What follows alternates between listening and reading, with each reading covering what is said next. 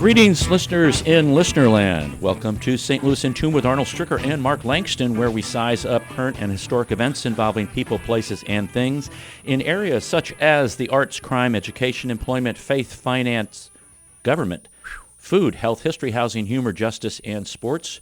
We originate from the Gateway City and connect to what's going on regionally, nationally, and internationally. Valerie Battle Kinzel is a Nashville, Tennessee native. She's a writer for 40-plus years. She's been writing for newspapers, corporate public affairs departments, ad copy agencies, school district communications. She's been a freelance writer, researcher.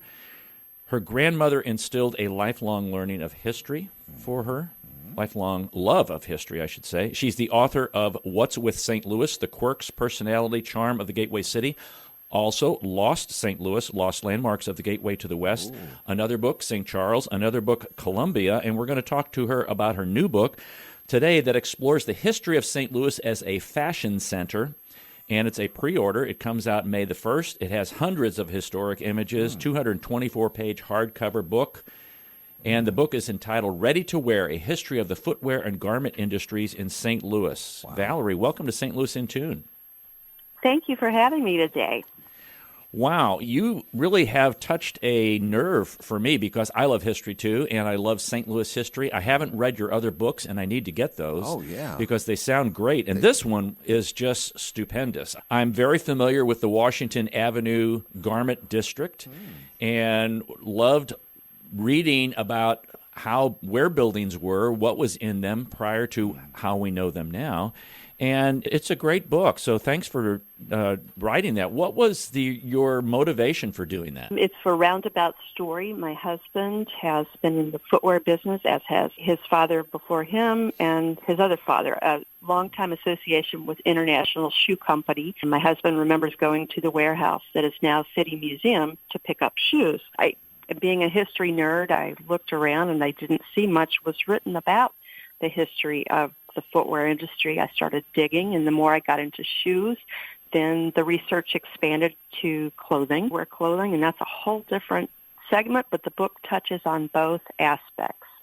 Yeah, I was writing some things down as I was reading, and I was trying to come up with something that had the same first letter, and I had furs, footwear, and fashion. And it really describes where we've come from, doesn't it? Yeah.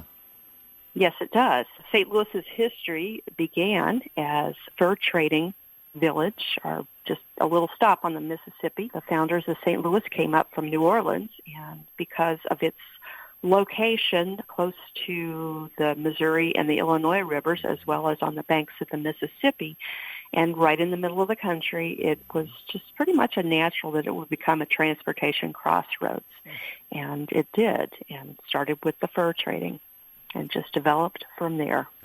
Go into that a little bit more, because I think there's an adversity to fur, and that began when I was a teenager, and I know when Mark was a teenager also. Like, when we were really young, you'd see people with furs, and boy, it was something. It was a big deal. It was. And then it went out of style, more out of favor rather than style. Mm-hmm. And discuss what kind of furs we're talking about and how they were utilized. Okay. The fur selection that came through St. Louis, and St. Louis had warehouses that were along the riverfront that were part of what is today where the Gateway Arch sits. And so things were easily unloaded from riverboats and flatboats, but it ranged from otters to beavers to squirrel. There were 5 different kinds of squirrels, to mink, and even if you can believe this, skunk. And there was a company called Mass and Hawk in St. Louis, and they would pay the postage. You could just send your furs through the mail. This company existed up through about the middle of the 20th century. The only thing they asked was that if you were going to send skunk pelts, please send it express mail. I wonder why. I left you speechless. Yes. Wow. Yeah, so there were just all kinds. Buffalo, there was a lot of trade with Native Americans. Some of the explorers that were going to explore the western part of the United States ended up trading with a lot of the Native Americans, and buffalo hides. Beaver was a really hot commodity back about the middle of the 19th century, especially in England. There were beaver hats. If you remember the tall stovepipe hat that Abraham Lincoln had, that was a beaver skin hat. And I was really surprised when I was reading your book that the number of furs, and I should say pelts, that were exchanged in a year, and how St. Louis really was pushing New York City and pushing the East Coast, I should say, as it relates to pelts and furs, and then even how that kind of propelled forward with garments and shoes, and it just really developed St. Louis as this hub and what I'm going to call a mecca for the production of all of those things. Yes, there was a gentleman named George Warren Brown.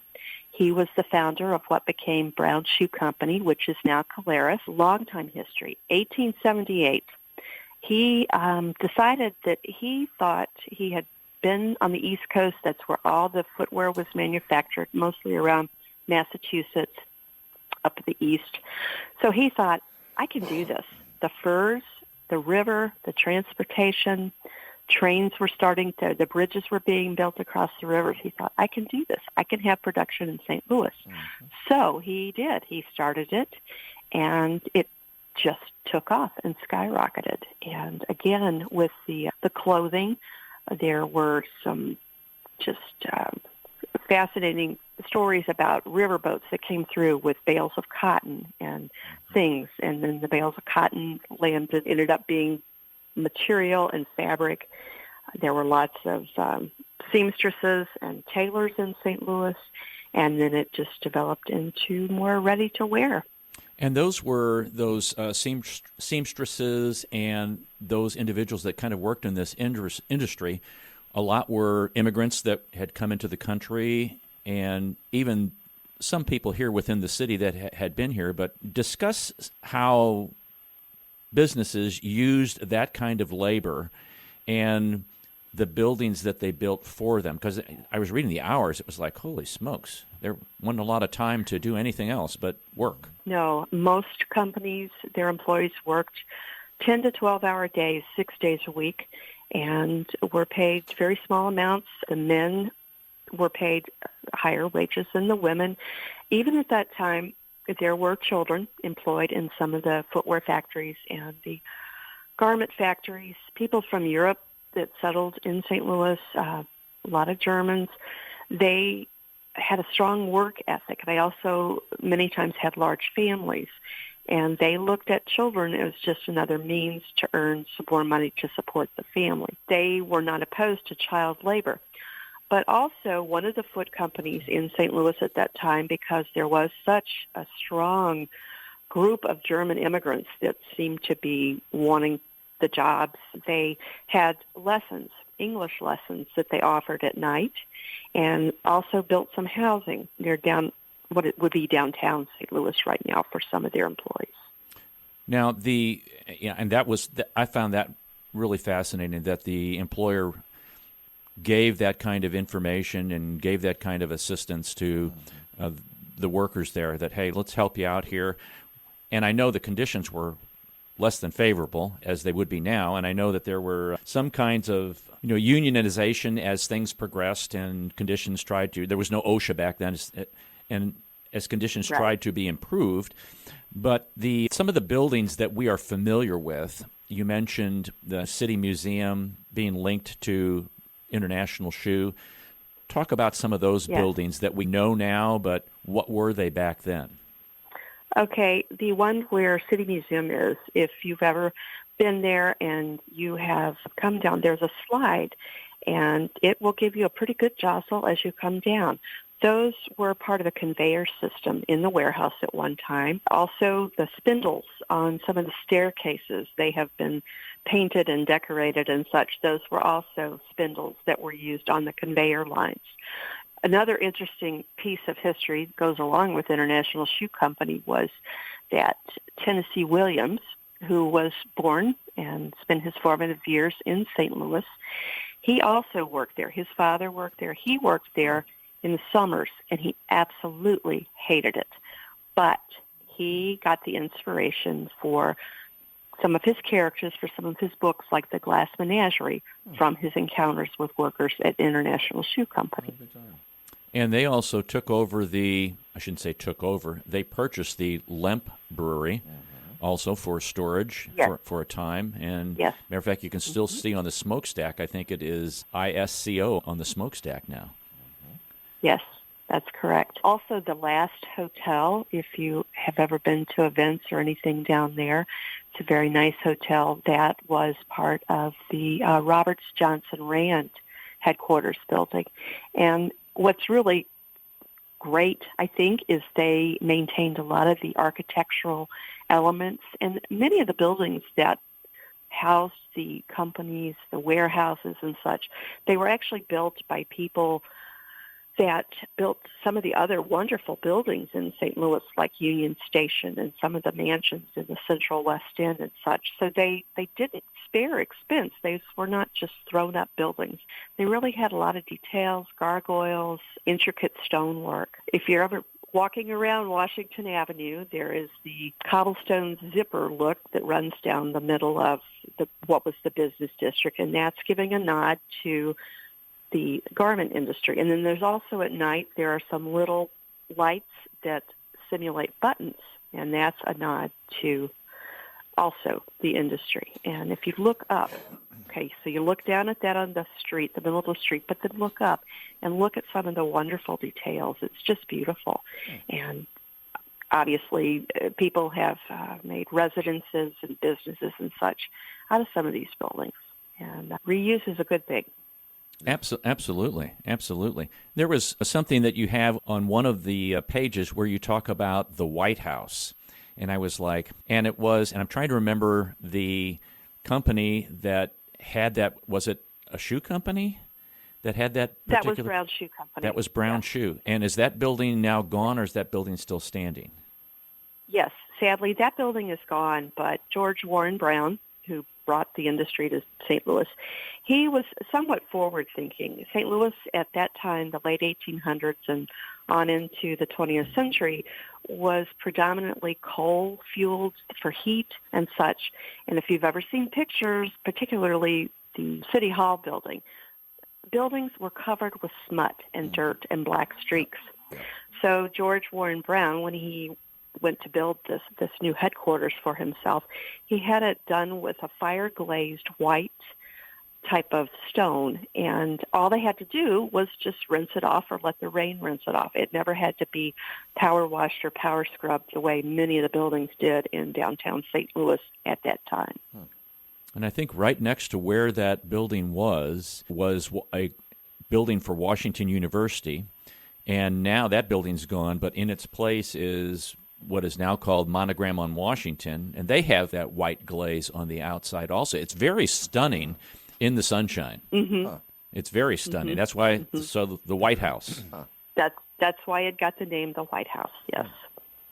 Now, you mentioned also in the book, before I ask this question, tell people what a last is, because you mentioned the Last Hotel, and I had never heard about a last until I went to the Last Hotel in their restaurant, and I was like, what in the world is this? And it all makes sense.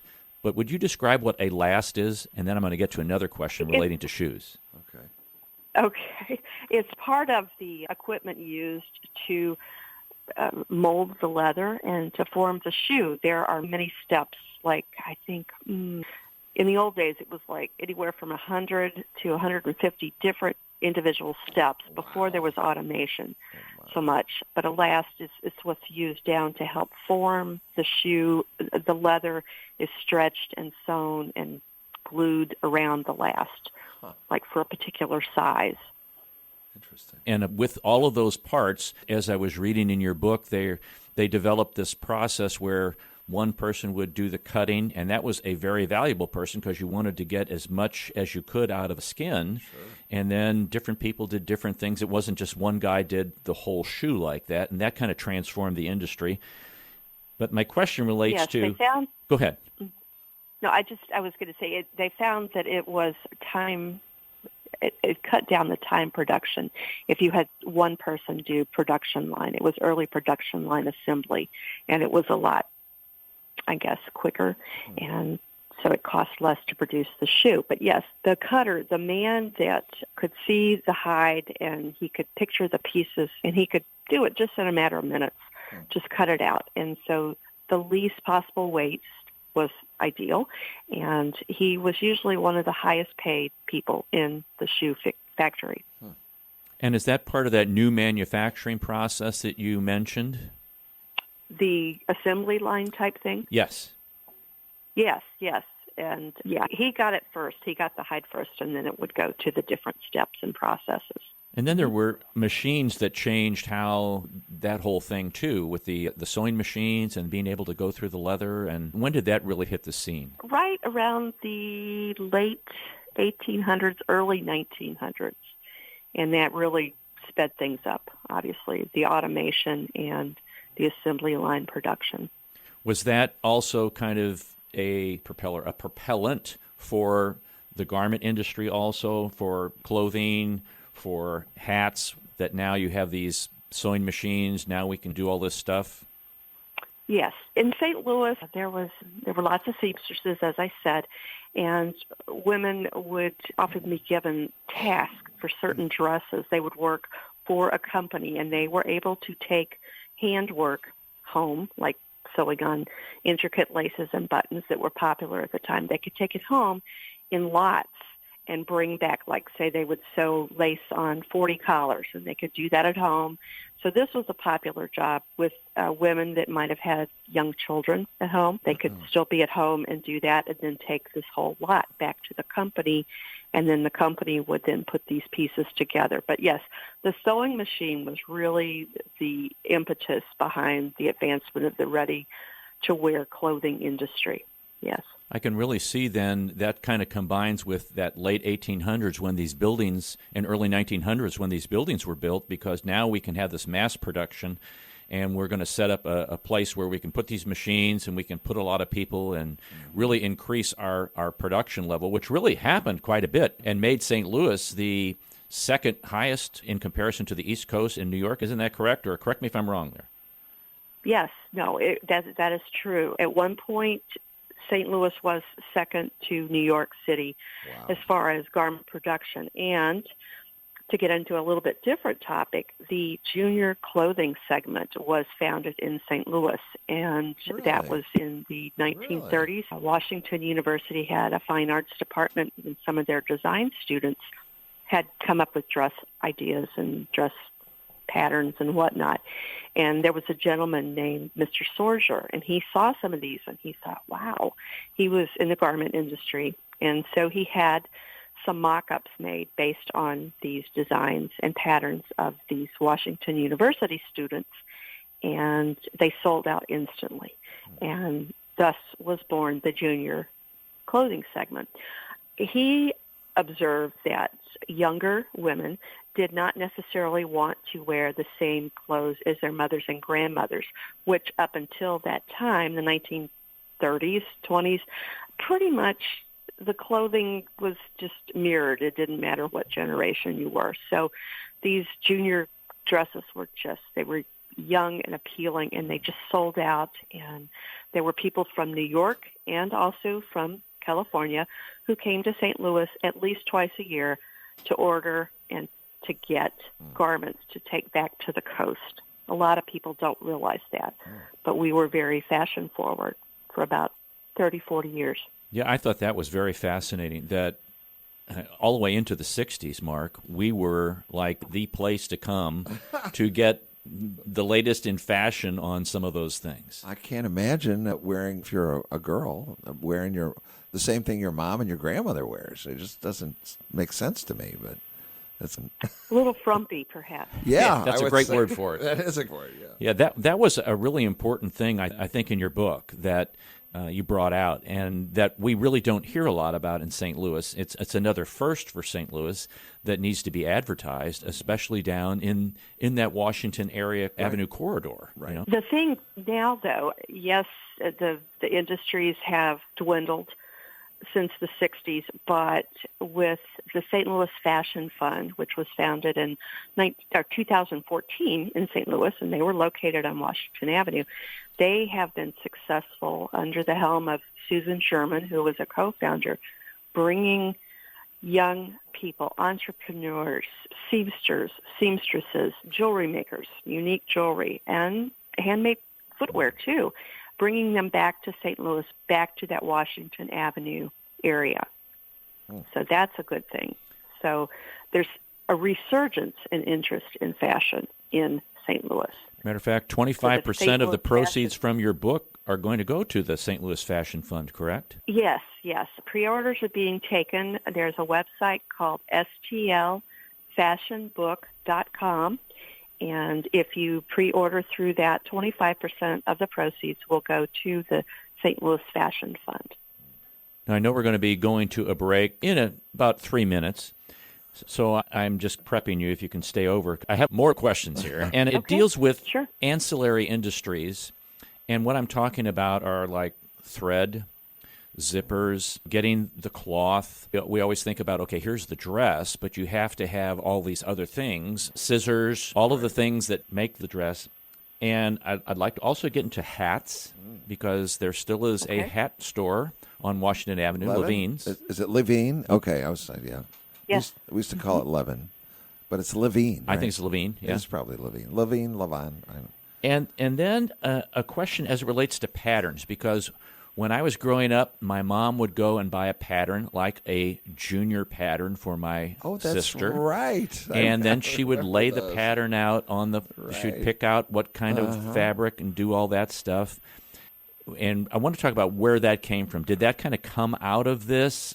What did your research find? That's the direction I want to go with that, okay? Yeah. Okay, sure. We can talk about that now. We can do break, whatever you want to do. And I'd like to find out where the zipper came from. Does anybody know where the zipper originated from? That's a good question. I don't know the answer to that. I don't either. What a great thing. I think I'm going to, I'll see if I can Google that. When did the zipper start and when did it come into... I guess when people got tired of buttons or Velcro's another. Now, why do men's buttons button on one side instead of on women's button on the other side? Have you ever noticed that? Yes, I do. Do you know that answer, Valerie? I actually do. I do not. I do. No, I do not know the answer. Oh, to Mark that. knows the answer. Mark, what's the answer?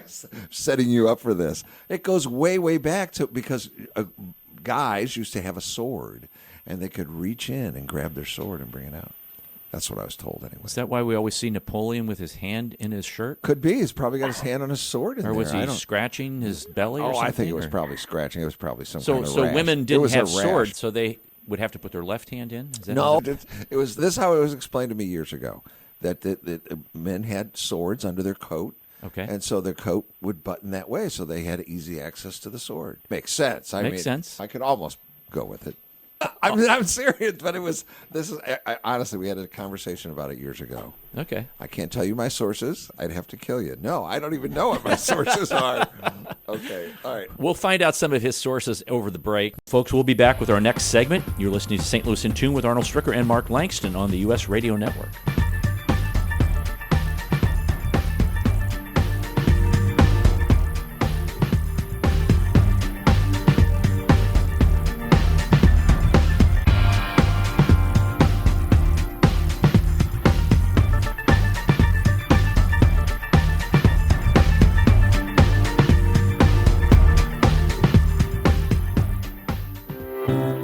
St. Louis in Tune strives to bring you informative, useful, and reflective stories and interviews about current and historic issues and events that involve people, places, and things.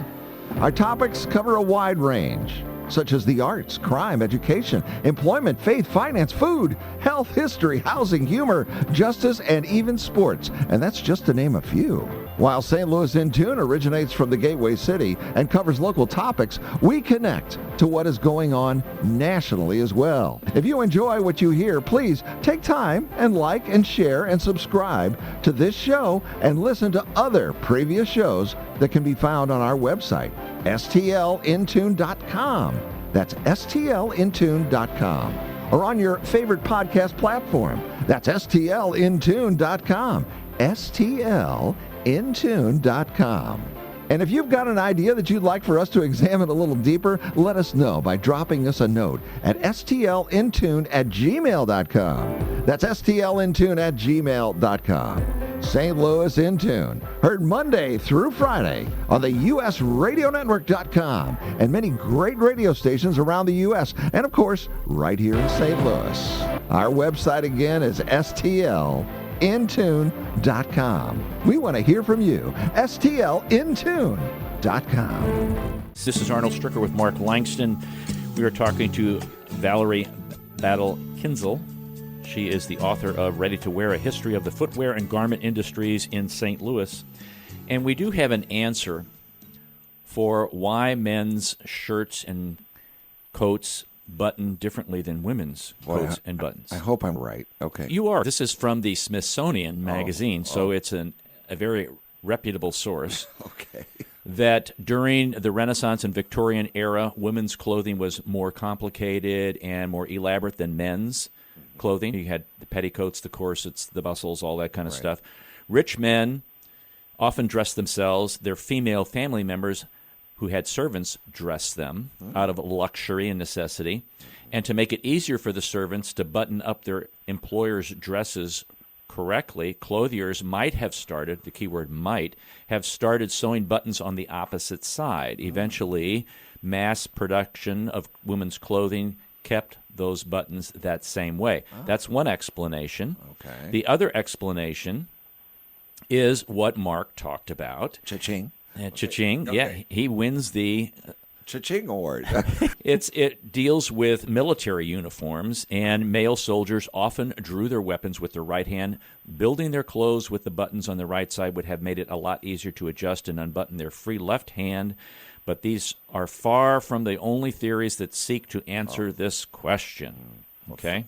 Thank you very much. I'm here every Friday night. Okay. That's a trivia question. All right. So there we go, Valerie. We helped answer that one. I've learned something new today. We Yes, learn thank something new all the time when we do this show. That's right. That's right. We always take those exit ramps. Okay. Yeah. Now we're getting on the on ramp to go back to the interview here. Okay. So I also looked up zipper. It's a little bit more involved, and I didn't want to get into that. Yeah. And actually, it would be more interesting the origin of the word zipper. I understand, how we know it now, but back then it was called some mechanical something. Mm-hmm. But I'm not going to get into that. Okay. So the ancillary industries that popped up also around Washington Avenue to assist in this whole production of clothing and shoes and hats. Discuss some of those. We're talking about thread and zippers and cloth and even going to the hats. Right. Buttons. Yes, yeah. There was also a company called Landis Machine Company that made a lot of the automated machinery that was used in the factories. That was headquartered in St. Louis. And it was really necessary to have lots of different suppliers close by. For example, in St. Charles, there was once a heel factory, as in men's and boys' heels. And it was located in what is now Blanchette Park. A lot of people don't know that. But what some of the shoe manufacturers found was that as more and more interest in organizing labor unions happened in the city, they went to smaller towns like St. Charles, Columbia, Marshall, Kirksville, even some over in Illinois, and would come to town. These small towns maybe didn't have that much in the way of revenue generation. They come and say, if you will provide the land and the utilities for us, we will build a factory here, and this will therefore employ many of your townspeople and will be a boost to your economy. And so there were many of those all around, like I said, Missouri and Illinois. Later on, like 20s, 30s. And some of those buildings are still standing, too. The one down in Cape Girardeau, Herman, Missouri, I think still has some of their original shoe buildings standing. Washington, Missouri, also. Wow. And hats, they didn't all of a sudden come on the scene. They were always there, but with the pelts that were around, and even if you go down to Levine Hat Store right now, you can get a beaver felt hat. Wow. And so there's the bee hat building.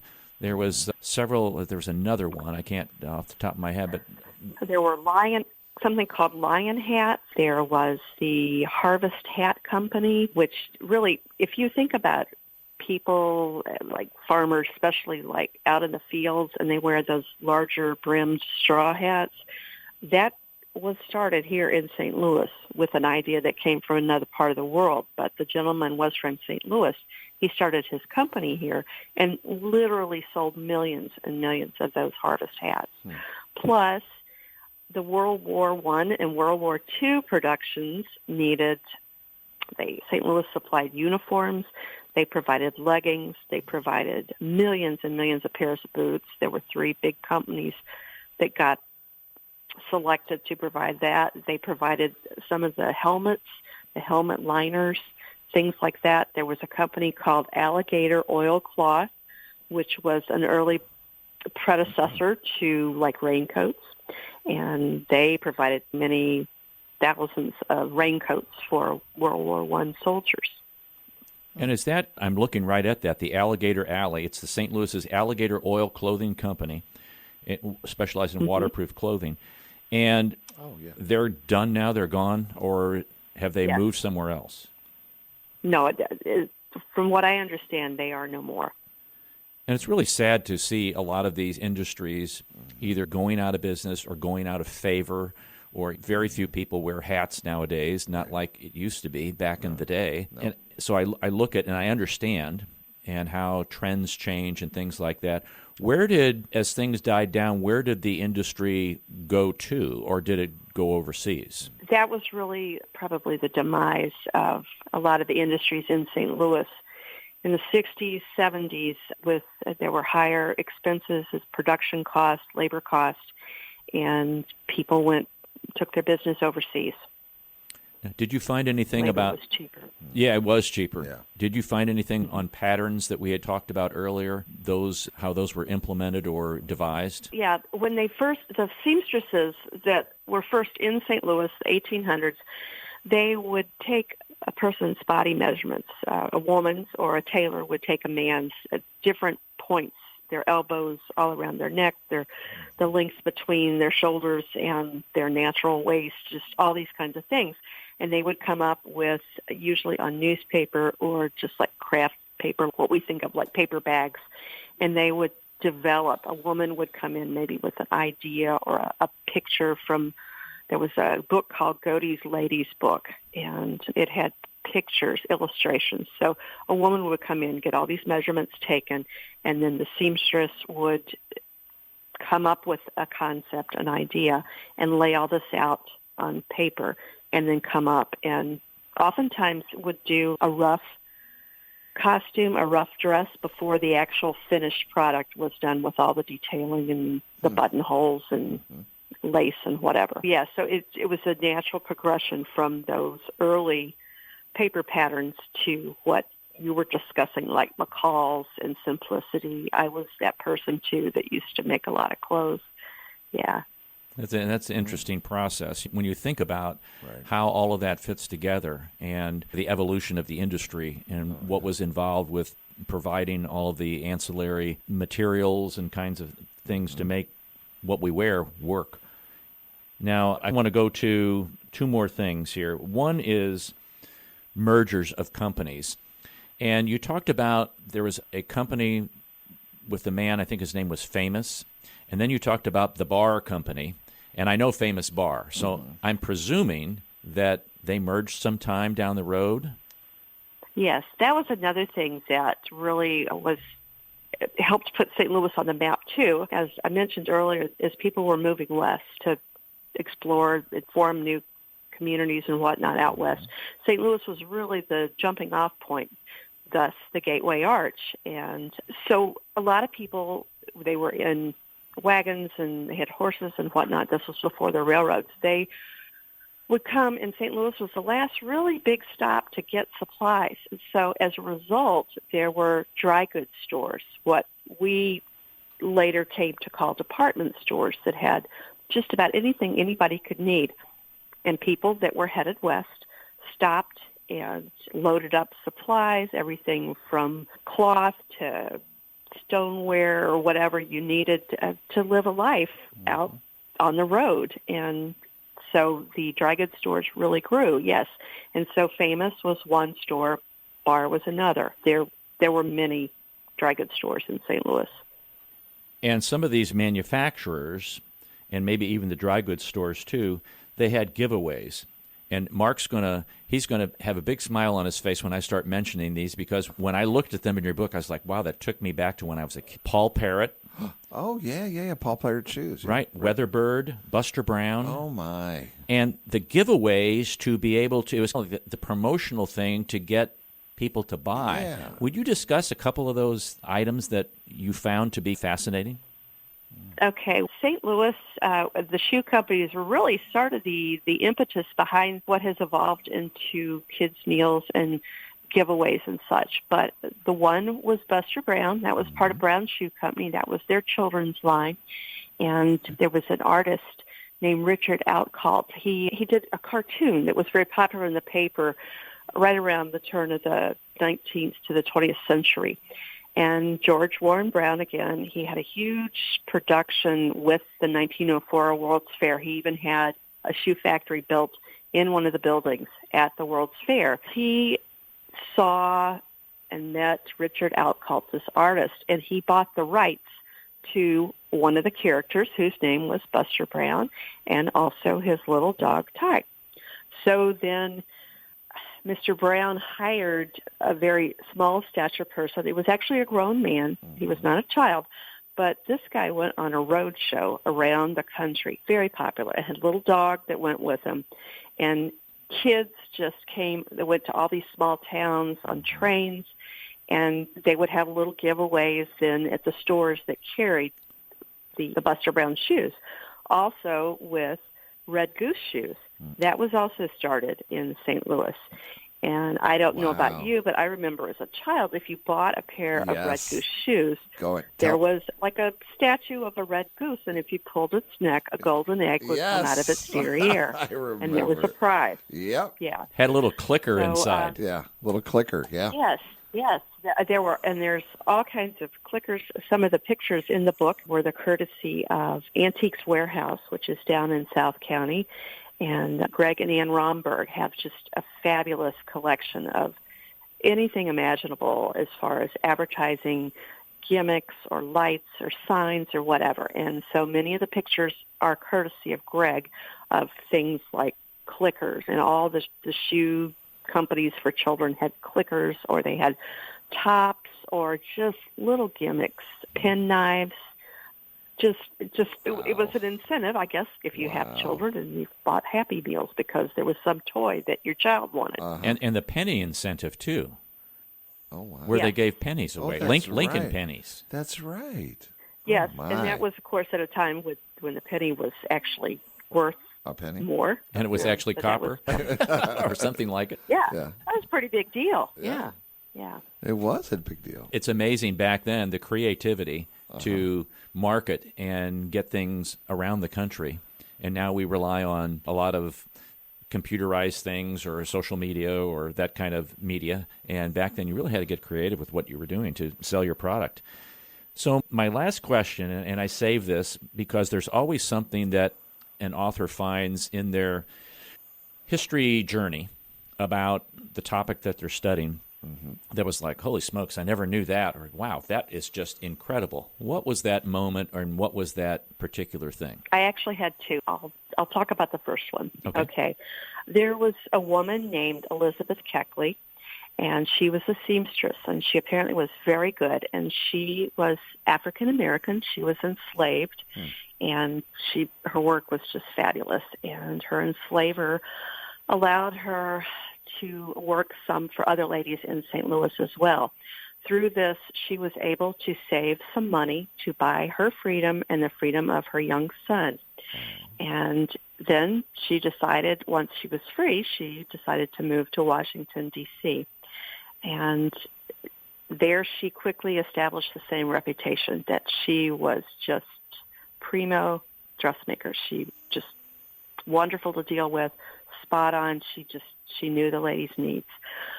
So Mary Lincoln discovered and heard about her and Check that had her do some of her dresses. And then she was so impressed by this African-American woman's skills and whatnot that she had her exclusive for probably 4 years while she was in Washington.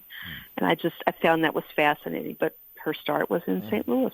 Right, and Elizabeth Keckley also did dresses for Jefferson Davis's wife. She paid back the people, some of her clients donated money, and you correct me if I'm wrong, Valerie, they donated money to help her buy her frame, but she worked and paid them all back. Oh, my. So it was all free and clear. Oh, that's great. And she was around here when Dred and Harriet Scott did their first suit back in, I think it was about 1847. That wasn't decided until 1857, but she was around during this time, so they may have crossed paths. Who knows? Yes, very likely. And living downtown like that, yes, it's very likely they knew one another. Well, that's cool. The book, folks, is called Ready to Wear, A History of the Footwear and Garment Industries in St. Louis. It's available for pre-order. Go to stlfashionbook.com, stlfashionbook.com. And you want to check out some of Valerie's other books, the What's with St. Louis, The Quirks, Personality, Charm of the Gateway City, and Lost St. Louis. Check some of those books out. Valerie, thanks very much for being on St. Louis in Tune. We greatly appreciate it. Thank you, gentlemen. I've enjoyed speaking with you. We appreciate you listening to this episode of St. Louis in Tune. If you enjoyed this episode, please consider letting us know. The best way to do this is by rating us on Apple Podcast. You could even write a review. St. Louis in Tune is produced in cooperation with KWRH 92.9 FM and Motif Media Group. For St. Louis in Tune, I'm Arnold Stricker.